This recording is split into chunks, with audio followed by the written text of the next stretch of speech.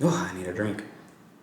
What's going on, everyone? I'm Rob Anthony, and this is Anthony Talks Too Much, or the Flex Around the World podcast, depending on where you are listening. We talk cabin crew lifestyle, we talk travel, we talk fitness, we talk gay life, but today we are talking Britney Spears, and I got a lot to say, so let's get started.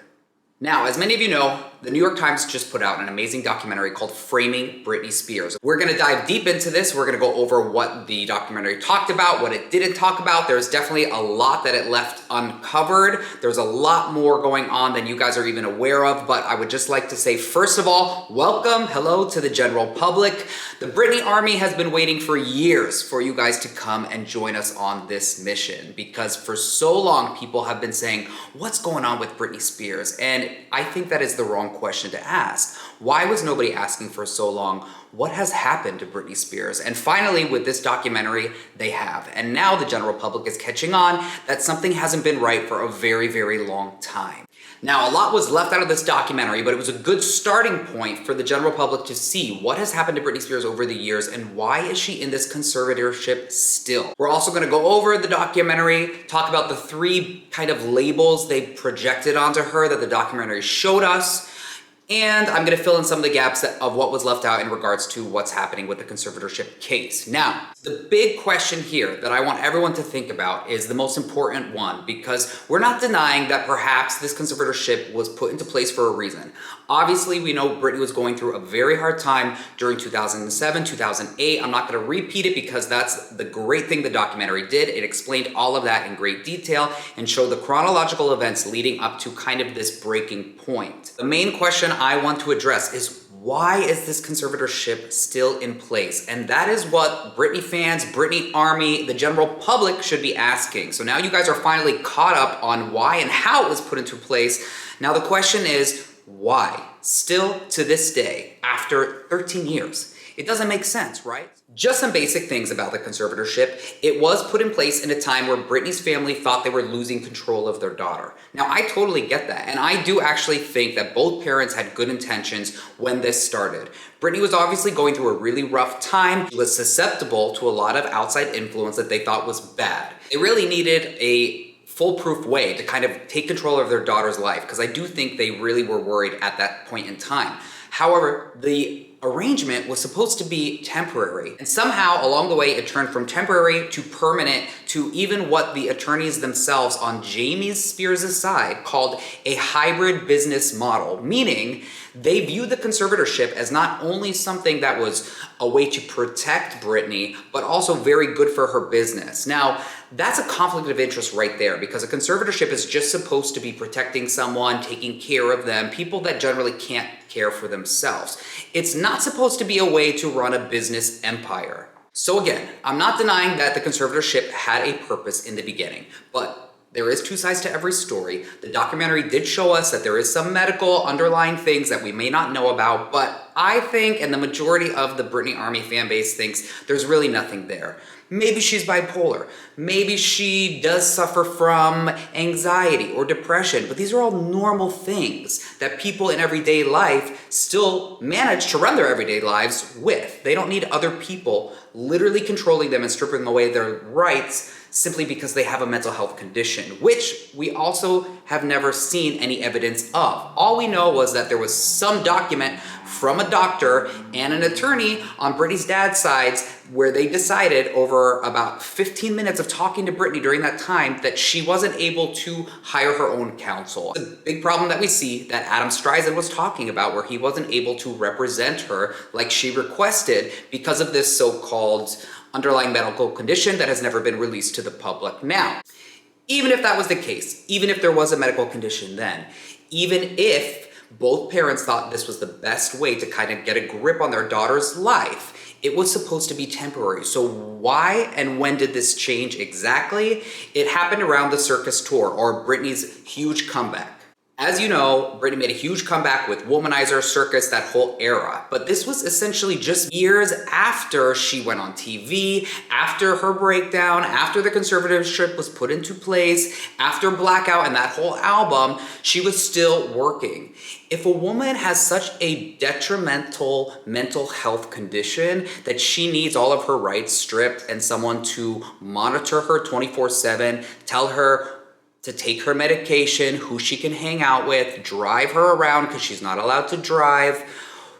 Why is this woman being thrust on stage performing not once, not twice, but for many years after the fact? Blackout, okay, she didn't really perform a lot. That was a lot going on. I think they ended up doing some cartoonish music videos because she just wasn't totally into it at that point in time. She had a lot going on.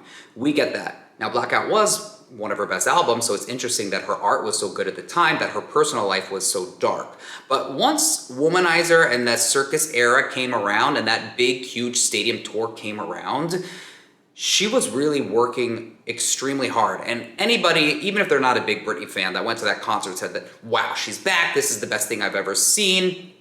My question is, why was the conservatorship still happening at that point in time? If she can perform and do a world tour, that was her last world tour. I mean, huge world tour. She did a little bit with Piece of Me. She went internationally for a couple weeks, but this was a major, major world tour. And let's not forget how huge that concert was. The setup alone, I think there was 3 different stages. So this was like the biggest concert of her life. They really put everything into this. So if she was able to train for that, rehearse for that, practice the dance moves, memorize everything, do stage blocking, and then on top of that, work out, do album promotion, music videos, interviews on TV, to me that seems like someone that has it together. Because the demands of a pop star are really intense, and the work when you're promoting an album and touring is very arduous. So if she had some sort of condition, mental health condition that didn't let her run her own personal life, I think it would have come across when she was performing this circus tour.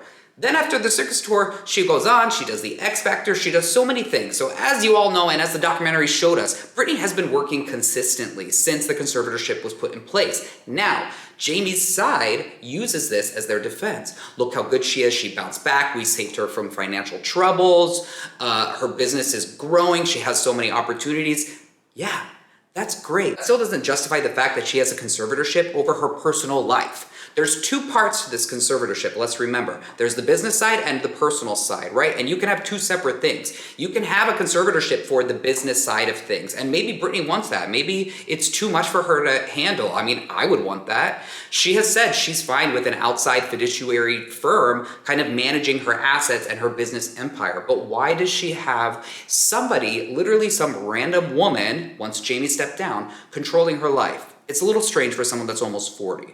Now, I actually know someone that worked on the circus tour. I was told that in order for, I think it was Live Nation or Ticketmaster, whichever one of the big 2 was repping that stadium tour, they were not going to insure her if the conservatorship was not still in effect. So I think that is why you see, after it was supposed to be temporary and Britney's family kind of gained control of the situation, they helped her make this comeback, that the conservatorship continued, because essentially, you know, she wanted to go on this tour. I don't think we're in a situation where it was ever her team and her family forcing her to work. I do think Britney likes to work, but you also have to look at the flip side.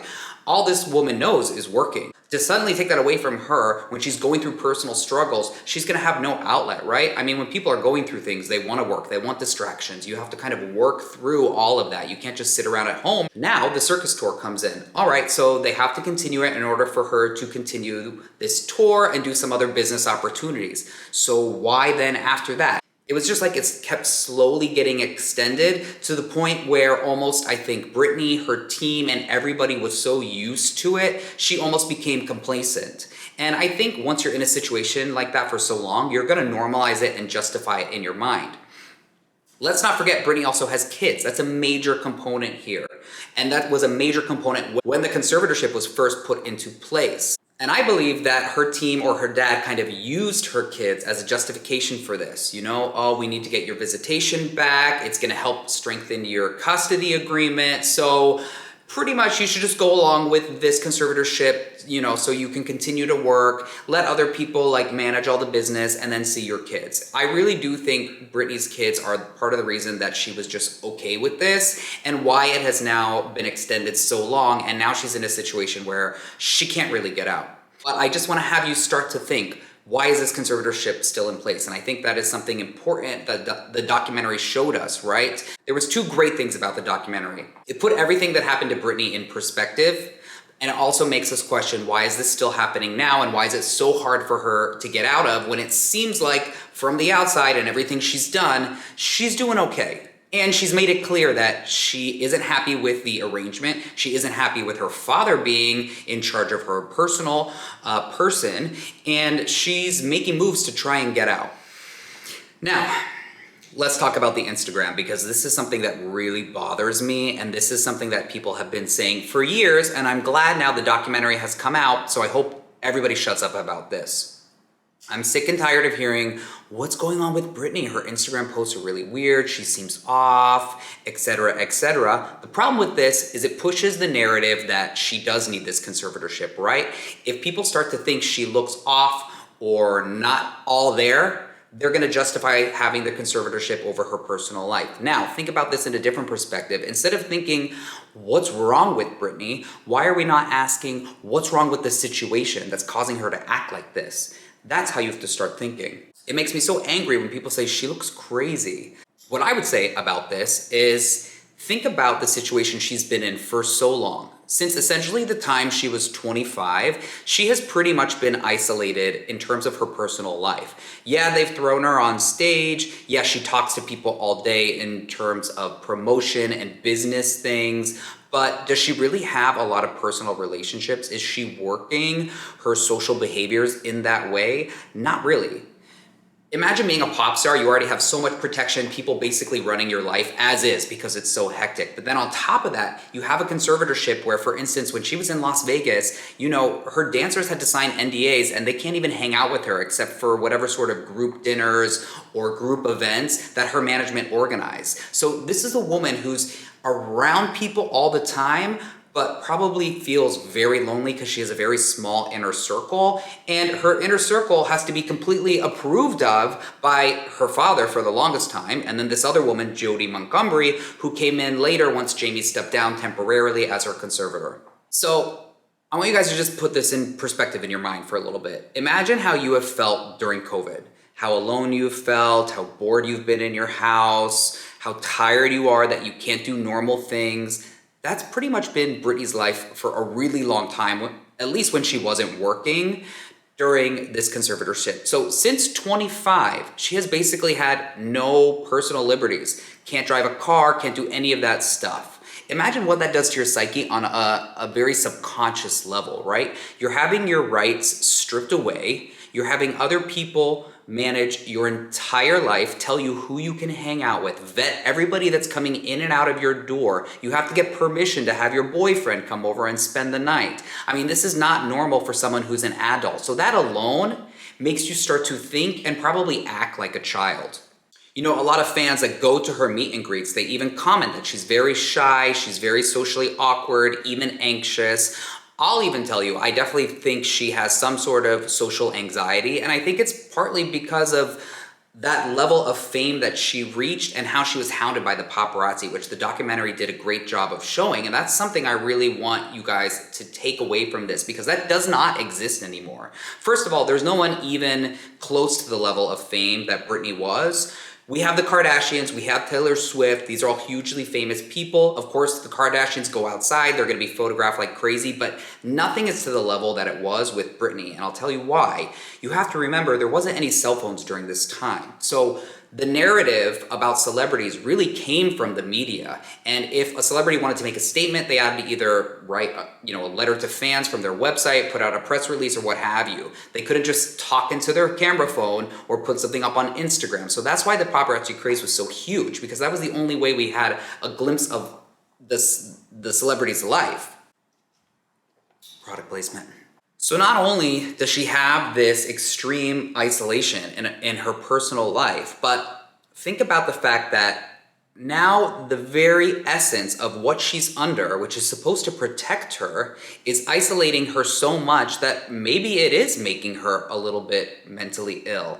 Or she's just kind of stuck evolving, Your brain is like a muscle. If you don't use it, you're gonna lose it. Imagine not having many people to talk to. I mean, we see her Instagram videos. She pretty much looks like she's alone in her huge mansion in wherever she is. Where does she live? I think she lives in Hidden Hills. She lives somewhere out in Calabasas. It seems like she's there all by herself in this massive mansion. She doesn't have much to do except work out, do yoga. I mean, I don't know, is she even practicing her singing or writing? Who knows what she's doing? Her boyfriend might come over, but that's pretty much it. So her entire like adult life, she's pretty much been living in self-isolation, kind of like we have been in COVID during this time. So if you've been feeling this way for, what are we at now, like a year in COVID, imagine how she's feeling. Not only that, but this thing that's around her to protect her has now left her so lonely. I think she also probably is experiencing some sort of PTSD from this. I mean, you have to remember, not only have all her rights been taken away, but she's paying for this. So her money is paying for her own lawyers, which she didn't get to choose, and then her father's lawyers, and then everybody else that's involved. So she's paying out double, both sides. I think on some level, that's gonna make you feel really like messed up. Not only that, but I wanna talk about the medication. We don't know if she needs medication, if they're forcing medication on her. I mean, at the end of the day, she really doesn't have a choice. Whatever medical condition they claim she has to take this medication. And in fact, that's one of the rumors why allegedly Domination was canceled. I don't remember if the documentary talks about it. Obviously, they say it was canceled because she was put into that mental health facility and then they blamed it on her father's illness, but that's not the case. That voicemail that was left for the Britney Graham girls said she did not want to go to that mental health facility, but the reason that Domination was canceled, and let's not forget, they were almost ready to go. They would have been on stage, I think, that month. They were almost done with rehearsals, everything like that. The reason that didn't go on was because allegedly Britney's father was not happy. She had stopped taking her medication, or maybe she was feeling good. She didn't want to be on it. Who knows what the situation is there? Again, I don't want to talk about so much of her medical stuff because we don't know. But I think you kind of can look at someone and determine like whether they are with it and should be working or shouldn't be working. And this entire time, Britney's been working. So she seems like she's pretty okay up there, I think. But if they are forcing this medication on her unnecessarily, the long-term effects of being on any sort of medication like this, I don't know if it's, an anxiety medication, an antidepressant, but it actually changes your brain chemistry. I mean, there's people that are on antidepressants that's so long that their brain chemistry changes and then parts of their face start to move uncontrollably and then they gotta be put on a medication to stop that. I mean, it's just crazy what can happen to you when you're on medication like that for such an extended amount of time. The rumor is Britney stopped taking her medication.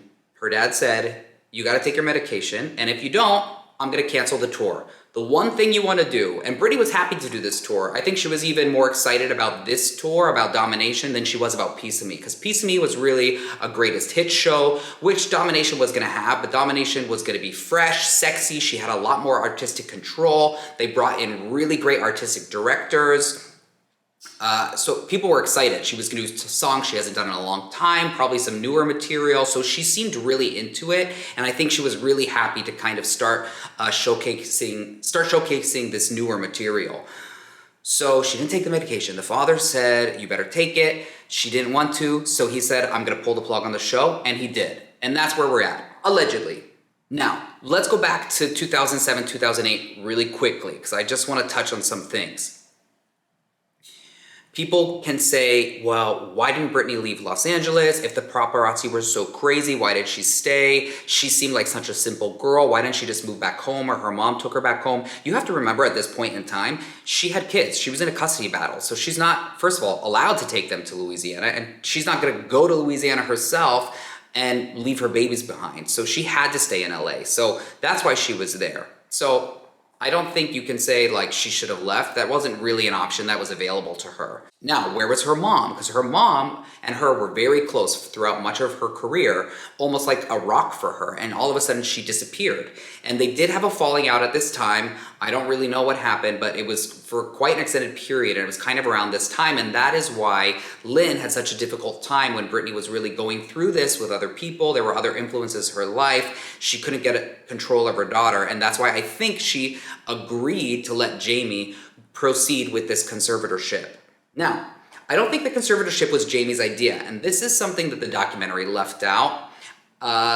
I don't want to go too much into it because, this is all allegedly, and I don't want to talk bad about other people, but there is a woman named Lou Taylor who I don't think she is anymore.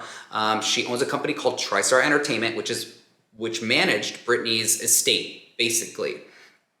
Now, allegedly, this woman kind of weaseled her way into the Spears family life, somehow got into Jamie's ear during this time, and convinced him that a conservatorship was the best thing to do in order to protect Britney and protect her empire. You have to remember, Jamie is driven by money. The documentary made that clear. The Jive executive said the only thing Jamie ever said to me was that his daughter was gonna be so rich, she was gonna buy him a boat. So we know he's driven by money. So his daughter is going through a downward spiral. Nobody can seem to control her. And suddenly someone comes along that has a management background, PR background, seems to know what's going on, and gives him a way to gain control of this situation. But this is a good thing for her because she's a business manager. So now she can weasel her way into Britney's huge empire and start to control that. This is something going on behind the scenes. Again, the documentary hasn't touched about this. She sued a lot of fans for basically talking crap about her online and saying that these rumors are true. So I'm not gonna dive into that, but there's a lot of confusion and a lot of questions and a lot of skepticism around Lou Taylor and TriStar Entertainment and how they got involved with Britney's empire. So I'm just gonna leave it at that. Maybe the New York Times will be able to dig a little deeper once they get some facts. I'm sure there's a lot of other people that are out there that are doing better research. Shout out to Britney's Grams Girls. I know they're doing a lot of stuff. Eat, Pray, Britney, the podcast. So there's tons of information out there. It's a dark rabbit hole if you want to go down it, but I just want to kind of tell you some things that the documentary left out, and that is one of them. How this woman basically convinced Jamie that it was a good idea to start this conservatorship. All right, so let's get into the documentary. I was so impressed by it. I think it was really well done. I think it covered everything in just the perfect way. Obviously, there was so much that was left out, but there's only so much information they could squeeze in. So for the general public, most of the people that don't know the facts, it was a great introduction to get everything really quick and basically get everyone brought up to speed on what's happening. I also love that it put, the misogynistic media on blast and that we can all exhale a sigh of relief and hopefully understand that we're gonna start to all collectively work together so this doesn't happen again. Because I think at the time, we were so slow on treating people with respect, especially celebrities and especially women celebrities. So what I found from the documentary was that there was kind of 3 labels overall that the media thrust upon Britney during this time when she was going through all of these personal struggles. She was basically labeled a slut. She was labeled then a crazy alcoholic drug user, and she was labeled a bad mother. Those are 3 misogynistic labels that, first of all, if she was a man, nobody would have said anything. And I think they're unfairly accurate. Number 1, being a slut, being too slutty. I mean, I guess somebody had to be the person that broke the mold, and that was Britney, and that was probably also why her fame was such a meteoric rise, because there was never anybody like that, really. We had Madonna, but she was like older when she first came out. There was Debbie Gibson, but there was nobody that was that young that rose to Britney's level of fame. And you have to remember, she was so young. She matured so fast. She was in that industry since basically a child. So for people to say, you're too sexy, when she's like a teenager, well, she probably grew up really fast to get to that point. I mean, you don't sign a record deal at age 14 if you're not like mature.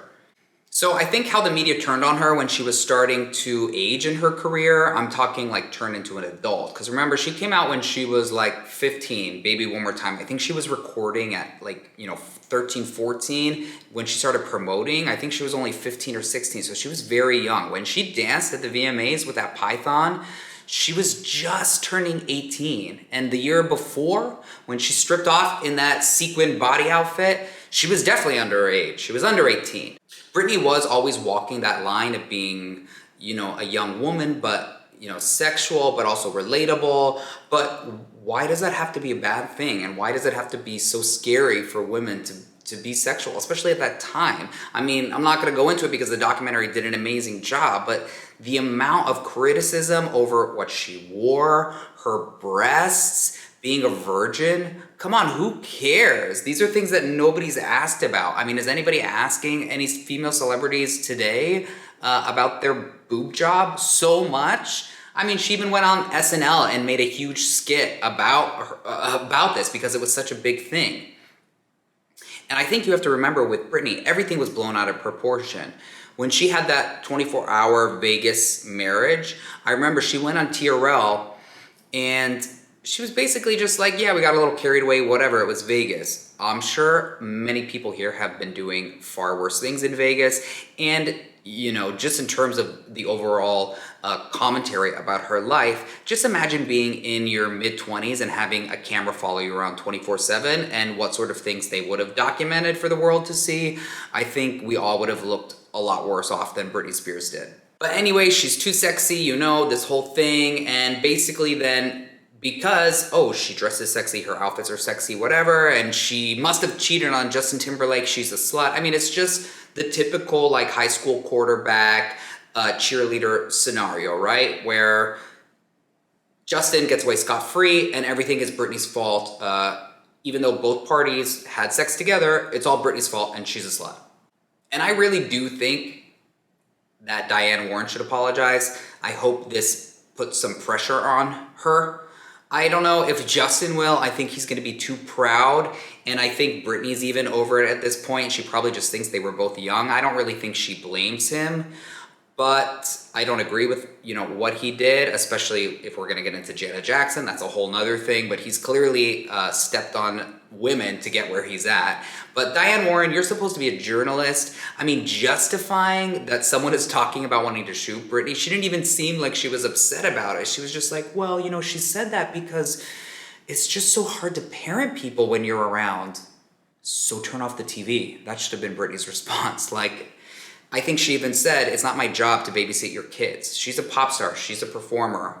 It's the parents' job to parent the kids. If they don't think something is right, they need to have a conversation with their kids. You can't expect an 18-year-old to change everything about their career and their image because of your daughter. And then to justify, like, yeah, you know, people don't like you because of that. And yeah, those comments, I mean, I've never heard someone say they want to shoot someone, but to me it makes sense just because of, you know, you're a celebrity and everything like that.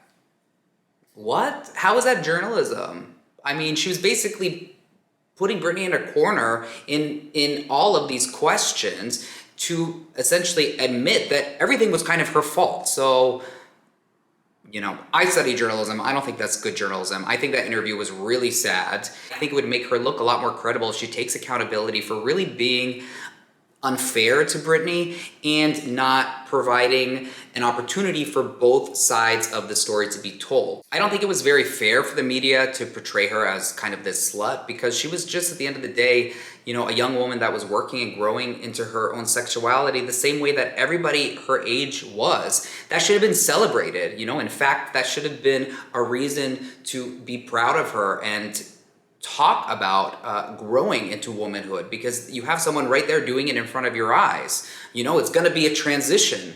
I don't think that should be like a shameful thing. And also, how long can someone be painted as a villain and harassed and stalked by the paparazzi and be on the cover of every single magazine, photoshopped to look horrible, you know, before they reach a breaking point?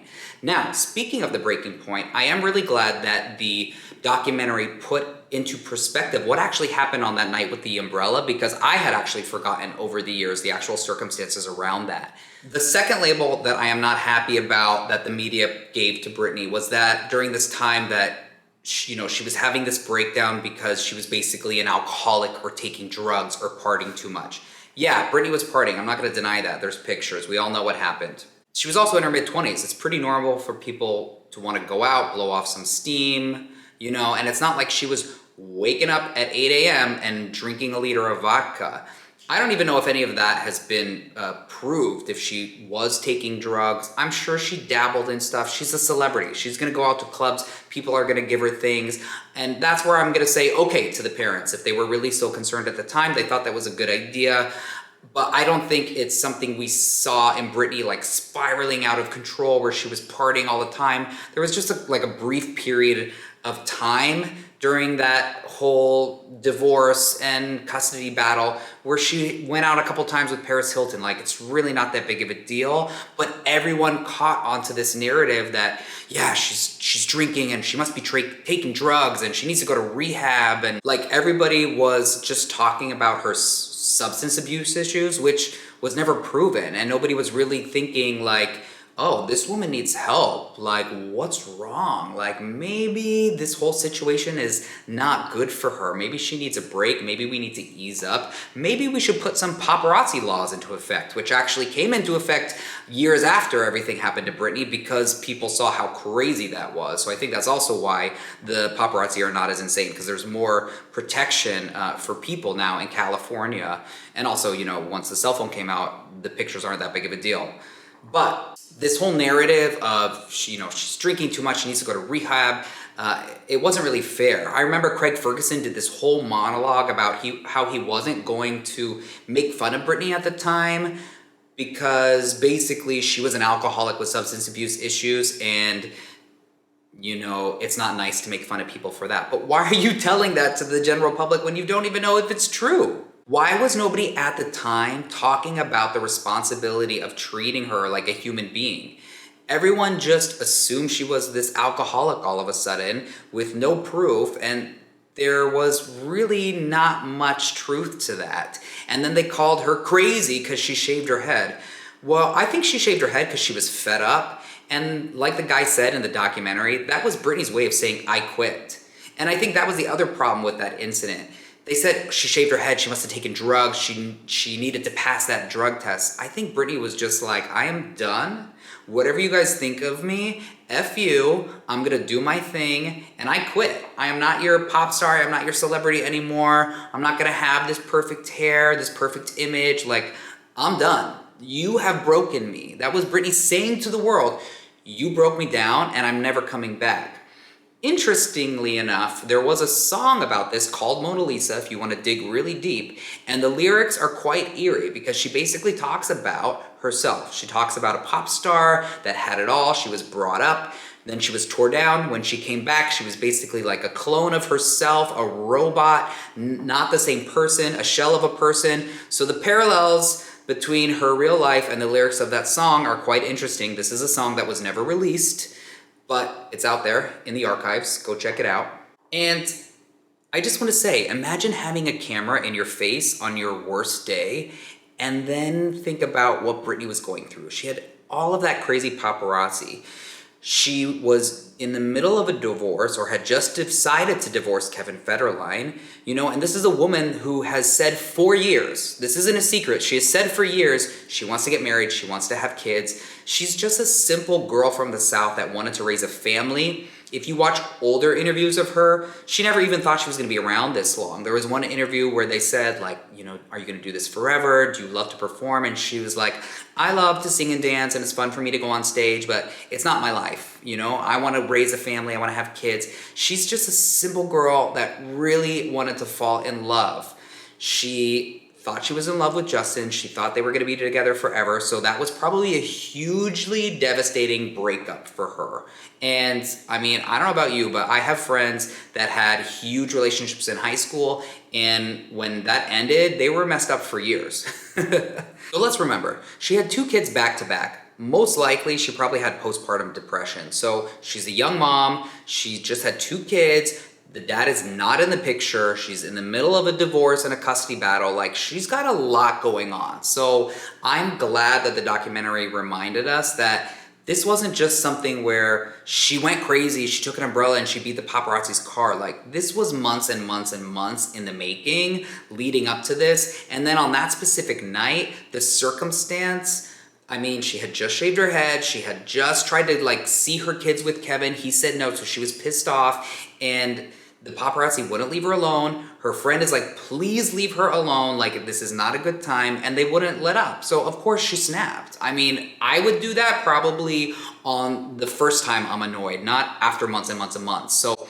I think for people to say Britney is crazy, I mean, I think she had it very much together, because I would have been smashing that car like on day one if they were hounding me like that. The third label that the documentary showed us that they said Britney was a bad mother. And I think that's really unfair because, first of all, there's tons of bad mothers everywhere. Nobody's perfect. You kind of only learn as you go. No matter how many books you can read, you gotta learn in like real life examples. And it's not like her job of being a mother was made easier, right? She made that very clear in the interviews where she broke down crying, asking the paparazzi to leave her alone. I mean, she's put in these situations where it's like fight or flight. Like she's trying to carry her baby, she's being swarmed by paparazzi. The one where she's tripping, like she just legitimately tripped. She was in New York City and her foot got caught in like, the sidewalk and she tripped. And then that's front page news. Britney almost drops her baby. Like, I mean, it's unfair. So to call her a bad mother because you've put her in this small petri dish and now the world is obsessed with her and making her everyday life super difficult, I think anybody would do some things that maybe were not the best decisions, but it's not like she had a lot of options or a lot of ways to get out of those situations. When she was pregnant with her second kid, she went on in an interview and broke down crying in tears, just asking the paparazzi to leave her alone. Is there any other celebrity that has done this, that this has happened to? And we still didn't listen, and people wonder what happened. Yeah, she must have went crazy. No, she didn't go crazy. Nobody listened to her. So those are the three labels that the media gave to her. And I'm really glad that the documentary broke it down that way and then explained to us the circumstances about that infamous night with the head shaving, the umbrella. But now I want to talk about some things that the program didn't cover, especially in regards to the conservatorship and how it began. I already told you about Lou Taylor and how it was supposed to be temporary, and then somewhere down the line, because of the circus tour and probably other business dealings, they just kept it in place, most likely so things were smooth. And not to mention, lots of people are profiting off this, right? I mean, there's a whole nother issue here that I'm glad is being brought to light by Britney's case, but that's conservatorship abuse. And, the California court system makes this quite easy. There's documentaries out there if you want to really learn more about it, but Britney's not the only one that's being taken advantage of. Unfortunately, it's happening to far too many people, but she's probably the biggest face of this that people want to advocate for, so hopefully it's going to help shed some light on other things. But now, when this conservatorship was going to start, Britney pretty much knew there was no way out. She tried to contact Adam Streisand, tried to get her own attorney. It was all nil. And there's a voicemail recording that the documentary, I don't know why they didn't put this in because I think it's a pretty big deal, but it was from around 2009. She knew the conservatorship was going to happen. And basically she says, I know my father is going to do this. She's calling an attorney, right, for some clarification on the steps that are going to happen once this is put into effect. She basically says, I'm not techie. I'm going to see if I can plug it into this episode. But if I can't figure it out, she basically says, I know this conservatorship is going to happen. I know my father is going to have control. But I just want to know, in regards to my kids, because he's threatening me about taking my children away, that everything is going to be fine with my custody arrangement. And this conservatorship is not going to affect that. So that clues us into two things. Number one, Jamie from the beginning has threatened Britney and coerced her into this situation, most likely using her kids as the biggest draw for her, right? It's going to be the best for your custody. It's going to be the best for your personal life with your kids. Like, just listen to us and, basically you can raise your children. Well, that didn't happen. And let's not forget that Jamie actually had to step down as her conservator because of a alleged altercation between the grandchildren and him that was perhaps maybe almost to the physical side, or it was so scary that Kevin Federline basically took out a restraining order against Britney's dad because he got in an argument with the kids or something. There was maybe some physical altercation, not physical abuse, but like banging on a door. The kids were scared enough that the dad called the cops and filed a restraining order. So because of that, Britney's custody arrangement was actually reduced. So this is where we're starting to see some changes, because once this happened, all of a sudden now, plus with the Free Britney movement, I think it helped, put some pressure and some eyes on the situation, but now Britney's starting to make some moves. For the longest time, it was almost like she was just kind of going along with it. We all kind of forgot about it, even us as fans. I mean, we're going to the concerts, we're watching her on the X Factor. Nobody's thinking like, does she still need to be in this? You know, we're all just like, well, she seems happy, she's doing good. But then her kids are taken away from her, and now things start to get real. Her attorney all of a sudden starts to step up.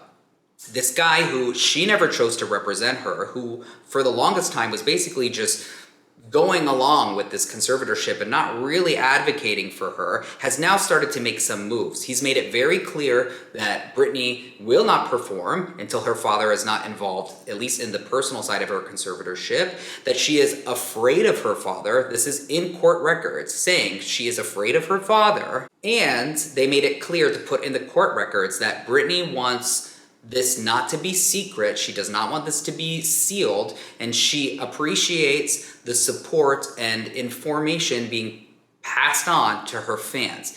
Now, this is important because Jamie Spears actually came out and said this whole Free Britney movement was a conspiracy theory. And this was around the time that we found out she was put in that mental health facility against her will after Domination was canceled. And she put out also this Instagram post where she said, you know, a lot of people are talking about me, but I'm fine, everything's okay, I just need to focus on my family. So it's in public documents that Britney has said she doesn't want to work if her father is still involved. She's afraid of her father, and she wants her fans to be informed about what's going on. Basically, she doesn't want all these court hearings to be sealed. So that is telling us that Britney is saying, hey, I want the world to know what's happening. This isn't a conspiracy theory. My dad might be saying it is, but I need some help. That's my takeaway from it. And I want to circle back to the fact that they called this a hybrid business model. I think that's very concerning, and I think that shows a conflict of interest. And again, why does she need a conservatorship over her person? She'll probably be fine with a business conservatorship, but she doesn't need someone running her day-to-day life and making decisions for her and taking away the liberties that she's entitled to as a citizen and just a human being in general. Again, the documentary didn't really go into too many details about how the conservatorship was first put into place, and they didn't mention this woman, Lou Taylor, at all, who also allegedly tried to get involved with Lindsay Lohan's family, and I'm pretty sure Michael Lohan has put out a couple statements regarding this woman and how she tried to get Lindsay into a conservatorship. Who knows? Maybe it's out of good intentions. But the fact of the matter is, this isn't her first rodeo doing this, right? So Lou Taylor has tried this with the Lohans. Michael Lohan has said this, so this is public record, that allegedly she tried to also do a conservatorship with her. So it's very strange what's going on with TriStar Entertainment and Britney and getting this conservatorship in place, and that's all I know. I don't know if she's good, I don't know if she's bad, I don't know if Britney likes her, I don't know if Britney doesn't like her, but allegedly she came into the picture with Jamie and convinced him this was going to be a good idea and helped kind of get the ball into motion. And I think the whole thing was done in haste. I don't know if they dotted their I's and crossed their T's, because now, after the documentary, we have a lot of lawyers coming out that have access to such files and public records, and they're looking into it and saying, no, she wasn't given this, she wasn't given due process. So I think we're going to start to see a lot of new information come out, particularly after Thursday, because Britney has another court hearing about this. Her mom has just filed something to ask for a new attorney to be brought onto the case. So I'm really, really thankful for this documentary, because not only does now the general public have a better idea of what's going on, and the general public is going to stop trashing her Instagram, but also now there's so much pressure that really the judges are going to have to know, like, all eyes are on this situation, and they really have to answer and justify why they would still keep not only Jamie in charge of her life when she's made it perfectly clear she doesn't want him to be, and she's scared of him, and he has ruined her custody agreement with her children. I mean, how sad is this? This is a woman who only wanted to get married and raise a family. She didn't stay married for long. She basically didn't get to raise a family because of the custody agreement. And now, because of what happened the other year with Jamie and her sons, she barely gets to see her kids at all. And I think that's really sad, because the very thing that was put into place to protect her are taking that away from her. So those are my thoughts. I think it's really, really sad that it has taken so long for everyone to kind of unearth these facts, but better late than never.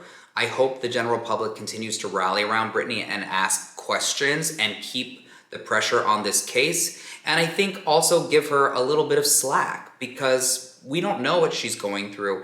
And I don't think you should judge someone's Instagram when you don't know the whole situation. And labeling people crazy is not the way to go about fixing the stigma about mental health in this country, but also helping people to get better. And instead of thinking and saying, what is wrong with this person? I think we should always be saying, what's wrong with the situation that's causing this to seem a little strange?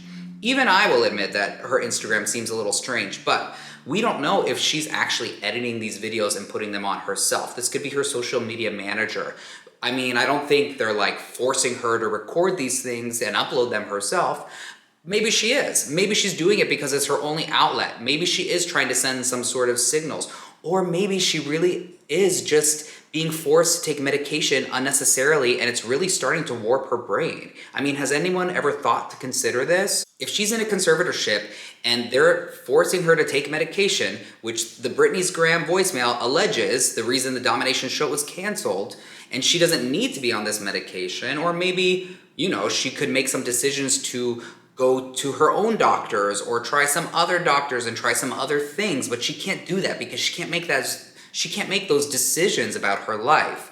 So, I wouldn't be surprised that this could be warping her brain a little bit. Plus, adding on to that, the trauma of everything she went through over the years, the extreme isolation, it's not going to put you in the best mental state. And honestly, I think that her brain is kind of stuck in her mid-20s, around age 25 when this all started, because essentially her liberties and her life as she knew it, this was all taken away at that age. And then for the rest of it, she's been living in this conservatorship. So while she might be living in this current conservatorship at the current age she's at, 38, 39, her brain might be stuck in her mid-20s because, wow, a lot has happened since then, but she basically hasn't been treated like an adult since then. She's been told what to do, she's followed the rules, she's played nice, but that's not really living a life. That's just kind of like living like a robot and just living for the next day. I mean, how sad is that? She's pretty much in a Groundhog's Day, just waiting to get out. And that attorney made it pretty clear it's quite difficult to get out of these conservatorships, especially because they are designed for people that are either close to death or forever going to be mentally handicapped and not be able to control their lives, which no doubt Britney has shown that, at least for her personal life, she's totally fine doing that. If she can work the way she has, she can manage her own life. And that is the takeaway from all of this. Forget a business conservatorship. Forget why it was put into place in the beginning, which it was supposed to be temporary. The question is, why now? After all of these years, is it so difficult to get this woman out of it when she clearly wants to be and she's clearly capable of being out of it? If she can work the way she's worked, she should be able to live her life on her own. That's the bottom line. Like I said, this isn't just about Britney. Conservatorship abuse is a huge, huge problem. But I do hope that this whole situation is not only going to help Britney's case, but help many other people's case and shed some light on it. We have to look at the silver lining in everything. And I think at the end of the day, as fans, nobody wants anything more than just Britney to be able to do whatever she wants. Who wouldn't love a huge comeback? VMA performance, Super Bowl. But at the end of the day, if she just wants to get out of this, move to Louisiana or move to a foreign country where nobody knows who she is and, wear a wig and not be bothered, then she should be able to do that. She has given the world so much, and it's so sad that she's almost in her, midlife, and she's never really gotten to live the life that she wanted to live. So this is the time that I hope it can change for her. She's still quite young. She's in a relationship. She still has time to get married, hopefully have another baby if she wants. And I just want her to be able to be happy and make those decisions. And I think that's what the entire world wants. So Britney, we are rooting for you. We stand by you. We are not judging you. The only thing we are judging is this conservatorship and why it is still in effect. If you come out and say that you want it, then I think people would support you. But I'm pretty sure we all know that that's not the case. So all eyes are on this. It's only going to grow more in awareness with the general public, and we're going to be watching all of you attorneys and judges and people that are involved with this. So this isn't going anywhere. So I would be careful because you've got all eyes on you now. So with that being said, we're sorry, Britney. We love you. Free Britney. That's all for now. Peace.